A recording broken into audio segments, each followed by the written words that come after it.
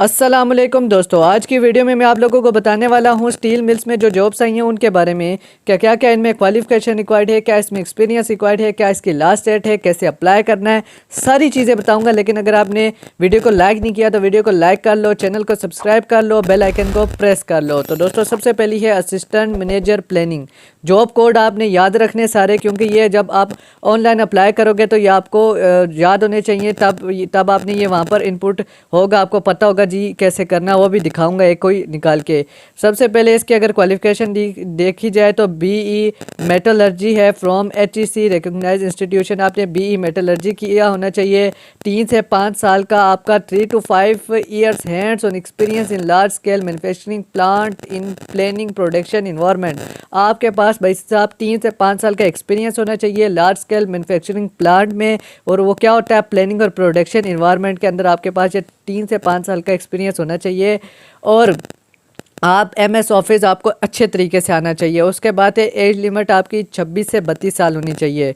दूसरी जो जॉब है वो है जूनियर एग्जीक्यूटिव स्टोर्स। ठीक है, एग्जीक्यूटिव स्टोर्स है तो इसके लिए आपकी ग्रेजुएट बीकॉम होना चाहिए या डीएई मैकेनिकल होना चाहिए किसी भी एचईसी के अदारे से। मिनिमम 1 साल का एक्सपीरियंस होना चाहिए किसमें, handling store operations in a steel industry. इसके अंदर आपके पास 1 साल का एक्सपीरियंस होना चाहिए। आपको एमएस ऑफिस अच्छे से आना चाहिए और आपके पास वर्क एक्सपीरियंस होना चाहिए ईआरपी इन्वायरमेंट में। ठीक है, ये ज़रूरी है।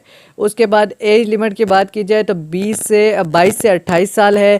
जूनियर एग्जीक्यूटिव एफजीएस, इसके लिए जी आपने डीएई मैकेनिकल, इलेक्ट्रिकल, इलेक्ट्रॉनिक्स इनमें से कोई भी किया हो चलेगा, किसी भी रिकॉग्नाइज्ड इंस्टीट्यूशन से। मिनिमम 1 साल का एक्सपीरियंस होना चाहिए इन्वेंट्री मैनेजमेंट में, having technical knowledge of mechanical, electronic, atoms and back bridge maintenances. ठीक है, इन चीज़ों में आपके पास ही 1 साल का एक्सपीरियंस होना चाहिए। आपको एमएस ऑफिस अच्छा आना चाहिए। आपके पास ईआरपी इन्वायरमेंट में वर्क एक्सपीरियंस होना चाहिए। एज लिमिट 22 से 28 साल है। इसके बाद है ट्रेनी इंजीनियर इलेक्ट्रिकल। आपकी इसमें जी क्वालिफिकेशन बीई इलेक्ट्रिकल होनी चाहिए, किसी भी रिकॉग्नाइज्ड इंस्टीट्यूशन से फ्रेश ग्रेजुएट हो चलेगा। साउंड नॉलेज होनी चाहिए एमएस ऑफिस की। इसके बाद बात की जाए trainee diploma holder electrical, job code वो तो आपको बता दिया जी। ट्रेनी डिप्लोमा होल्डर इलेक्ट्रिकल है, इसमें आपका डीएई होना चाहिए इलेक्ट्रिकल में। उसके बाद फ्रेश ग्रेजुएट हो आप और sound knowledge of MS office होना चाहिए। इसके बाद है एग्जीक्यूटिव प्रोडक्शन। इसके अंदर भाई आपके पास काफ़ी चीज़ें इन्होंने मांगी हैं कि डीएई मैकेनिकल होना चाहिए, मिनिमम 2 साल का रेलिवेंट सीएनसी।